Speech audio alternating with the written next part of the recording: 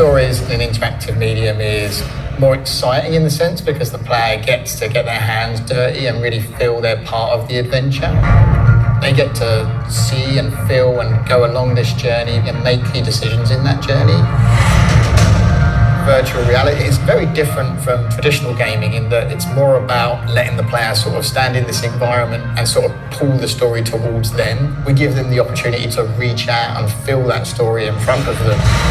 Developing for virtual reality for us was really exciting because the psychological angle with the characters is a big part of who they are. Allowing the player not just to control them, but to really step inside their head and experience firsthand what they're seeing was a way to bring them to life in a way that we've never brought them to life before. One of the great things about VR is that it's very quick for your brain to just believe what you see. You know, our artists and designers created a world that was so convincing that your brain just believes it when it sees it. Be the Batman is quintessential to everything we do as a company because we want the player to don the cowl, become the Dark Knight, step into this world. One of the things I love about this universe is the fact that it's not about actions, it's about emotions and characters. You don't feel like you're role-playing a Batman experience. You feel like you are Batman.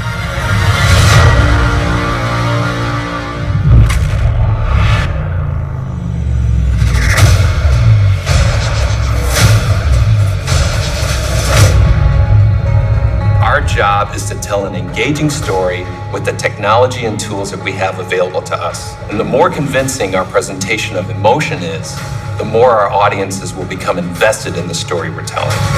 We are at war with these animals. Probably the best way to see how technology has evolved in our stories is to look at the progression of our stories for the last 5 or so games. Obviously, better technology gives us the opportunity for a more sophisticated presentation, which means more realistic, more immersive stories. Hope isn't enough to save the world. Each game makes significant leaps forward in presentation and the overall experience. The magic that comes from our facial tech is how it gives our characters the ability to express human emotion, which is so important for great storytelling.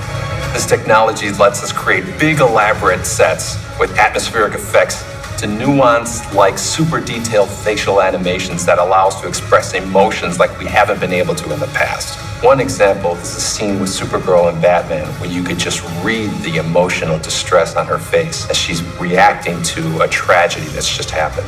Games are evolving from one experience that you can consume and move on to a living, breathing, and constantly changing experience that offers something new every day for the players. We both knew it would end this way.